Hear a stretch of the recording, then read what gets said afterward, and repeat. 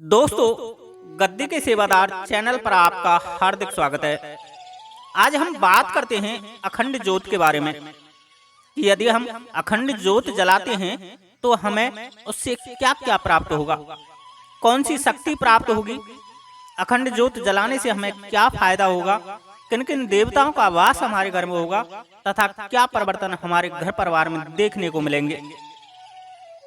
दोस्तों, सबसे पहले मैं आपको बता दूं कि दीपक कई प्रकार के होते हैं, जैसे एक बाती वाला दीपक, दो बाती वाला दीपक, तीन बाती वाला दीपक, चार बाती वाला दीपक और अखंड दीपक। दोस्तों, यहाँ दीपक के रहस्य को समझने का प्रयत्न करना।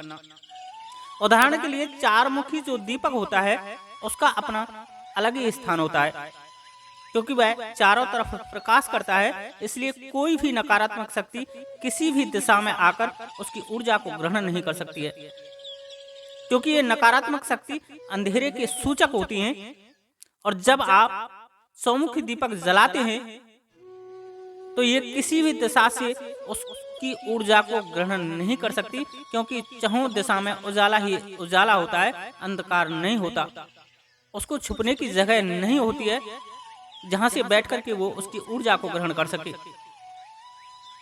इसलिए दोस्तों, आपको अपनी पूजा में अक्सर चार मुखी दीपक का प्रयोग करना चाहिए, खासकर जब आप किसी देवी देवताओं की साधना कर रहे हो जो कि तामसिक श्रेणी के हों, जैसे माता काली, भगवान भैरव, हनुमान जी, माता मसानी, भगवान शिव या आपके घर के कुल देवी कुल देवता। कारण है दोस्तों, जो शक्तियां नकारात्मक शक्तियों को हटाती हैं उनके गढ़ व उनके सेवक भी नकारात्मक शक्तियां ही होती हैं। उदाहरण के लिए जैसे माता काली की शक्ति से आप भूत प्रेत हटाते हो, और माता काली के गढ़ व सेवक भी भूत प्रेत ही होते हैं। इसलिए आप भूत प्रेत को हटाने वाले किसी भी देवी देवता को देख लेना, उनके गढ़ भी भूत प्रेत ही होते हैं। और जब आप साधना करेंगे तो आपकी परीक्षा लेने सबसे पहले आएंगे भी यही भूत प्रेत। ऐसे स्थिति में यदि आप चौमुखी दीपक का प्रयोग करते हो तो कोई भी नकारात्मक शक्ति आपकी पूजा में विघ्न नहीं पहुंचा सकती। हाँ, अपने होने का एहसास जरूर करा सकती है, परंतु आपके शरीर पर हावी नहीं होगी। दूसरा दोस्तों, आप दीपक में बजाय रुई के कलावे की बाती का प्रयोग किया करें तो अति उत्तम है। अब बात आती है दीपक में तेल, घी या तिल का तेल या किस चीज का उपयोग करें। दोस्तों, आज के समय में खरीदी हुई कोई भी वस्तु शुद्ध नहीं मिलती।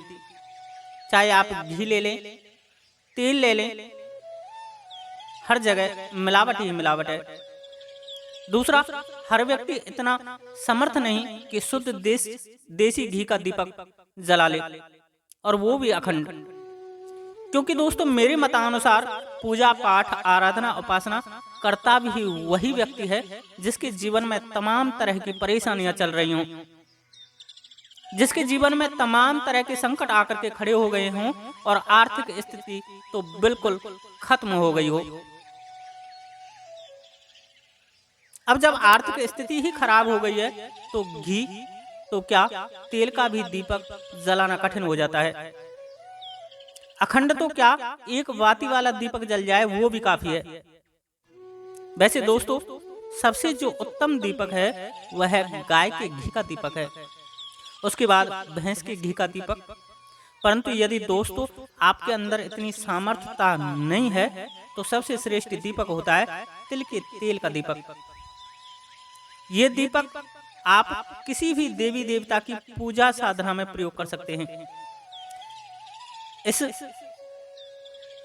दीपक के जलाने से सभी देवता आप पर प्रसन्न होंगे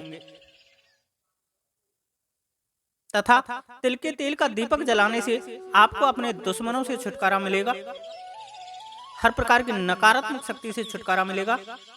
ये मेरा खुद का अनुभव है। अब बात करते हैं दोस्तों, अखंड दीपक की ज्योत को जलाएं कैसे। दोस्तों, अखंड दीपक सबसे पहले तो संकल्प लेकर के जलाया जाता है। इसको आप 1 दिन, 3 दिन, 5 दिन, 7 दिन, 9 दिन, 11 दिन, 21 दिन, 31 दिन, 41 दिन, 51 दिन व 108 दिन इस तरह से जला सकते हैं। यह आपके उस कार्य के लिए गए संकल्प की क्षमता पर निर्भर करता है कि आपका उद्देश्य कितना बड़ा है।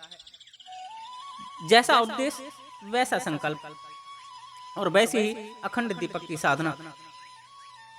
किंतु दोस्तों, यदि तुम 1 दिन की अखंड ज्योत संकल्प लेकर के जलाते हो तो उसके भी परिणाम आपको आपके अनुकूल ही प्राप्त होंगे।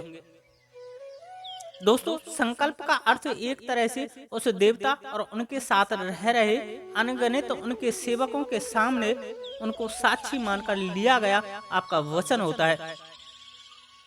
अब यदि तुम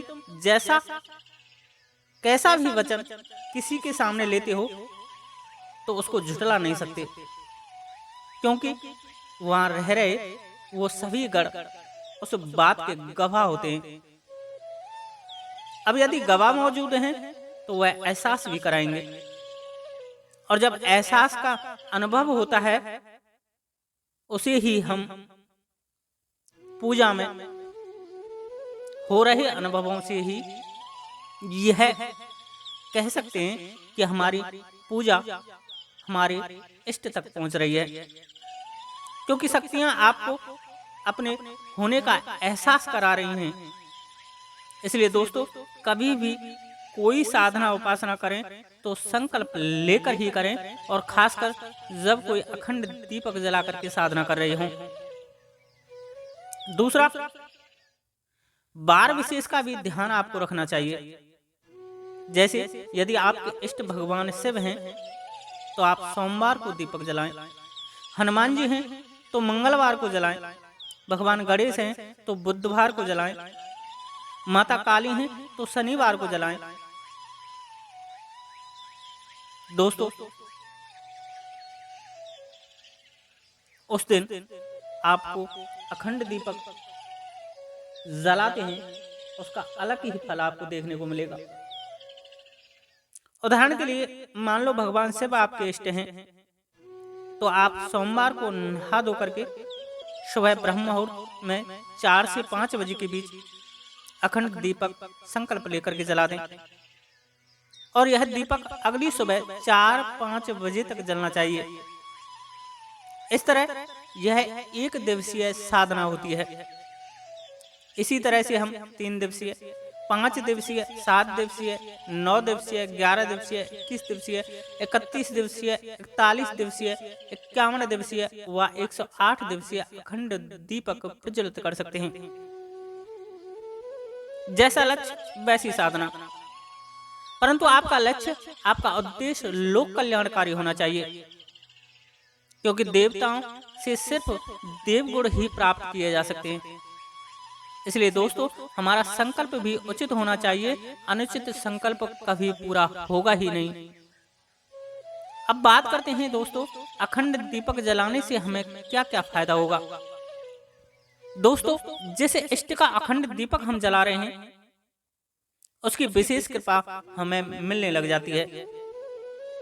हमारे औरा के नजदीक जितने भी देवी देवता रह रहे हैं, जैसे हमारे पितृ, हमारे कुलदेव, हमारी कुलदेवी, उन सभी की ऊर्जा हमसे कनेक्ट होने लग जाती है, क्योंकि जब उस इष्ट की ऊर्जा हमारे पास आएगी तो हमारे औरा के पास पहले से मौजूद हमारे पितृ व कुलदेवी कुलदेवता की ऊर्जा से टकराएगी, जिसके कारण उनकी ऊर्जा में उस देवता का तेज आकर के मिल जाएगा, जिसकी हम अखंड ज्योति जलाए हुए हैं। और जब हमारे पितरों को, कुलदेवी कुलदेवताओं को तेज मिलेगा तो उनकी शक्ति में जागृति आएगी, और जब जागृति आएगी तो हमसे संपर्क साधेंगे, और जब हमसे संपर्क साधेंगे तो उनकी कृपा भी हमें प्राप्त होगी।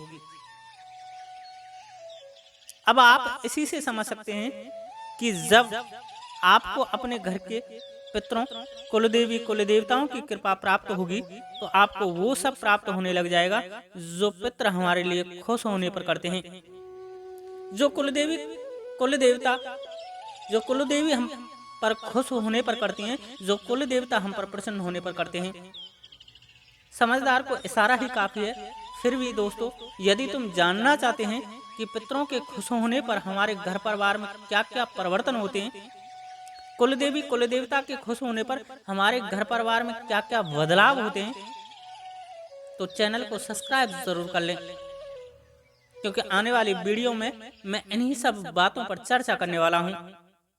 और यदि आपके पितर नाराज हैं, कुल देवता नाराज हैं, या किसी तांत्रिक ने बंधन में ले रखे हैं, तो उन्हें कैसे छुड़ाएं, नाराज हैं तो उन्हें कैसे मनाएं, इन सब पर तंत्र की कुछ गूढ़ रहस्य की बातें मैं बताने वाला हूं।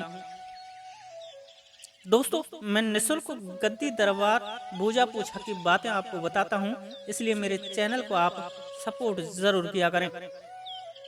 ये मेरी आपसे करबद्ध निवेदन है। मुझे आपके सहायता की बहुत आवश्यकता है इस जन कल्याण करने वाले क्रम में। दूसरा दोस्तों, अखंड दीपक जलाने से आपके अंदर व आपके घर के प्रत्येक सदस्य के अंदर एक सकारात्मक शक्ति का संचार होता है। दोस्तों, खासकर जिन लोगों को अधिकांशतः मरने के ख्याल आते हों, जिनके विचारों में हर वक्त आत्महत्या या आत्म सुसाइड के विचार आते हों, उनको अखंड दीपक जरूर घर में जलाना चाहिए। दोस्तों, अखंड दीपक जलाने से आपके घर में उस देवता की शक्ति तो आती ही है, बल्कि उसके सहायक देवी देवताओं की भी कृपा आपको मिलने लग जाती है। उदाहरण के लिए यदि आप हनुमान जी का अखंड दीपक घर में जलाते हो, तो भगवान राम, माँ सीता की कृपा आपको प्राप्त होगी ही होगी। और जहाँ राम आ जाते हैं, वहाँ ब्रह्मांड की समस्त देव शक्तियां स्वतः ही आ जाती हैं। दोस्तों, अखंड दीपक में 2 इलायची व 2 लौंग जरूर डालें, अपने इष्ट का नाम लेकर, क्योंकि वो इस वक्त आपके उस अखंड ज्योति पर विराजमान है और उनके भोग के रूप में ये लौंग और इलायची को ग्रहण करते हैं। हनुमान जी का अखंड दीपक जला रहे हो तो उसमें 1 चुटकी सिंदूर जरूर डाल दें, तथा यदि माता का जला रहे हो तो उसमें रोली जरूर डालें।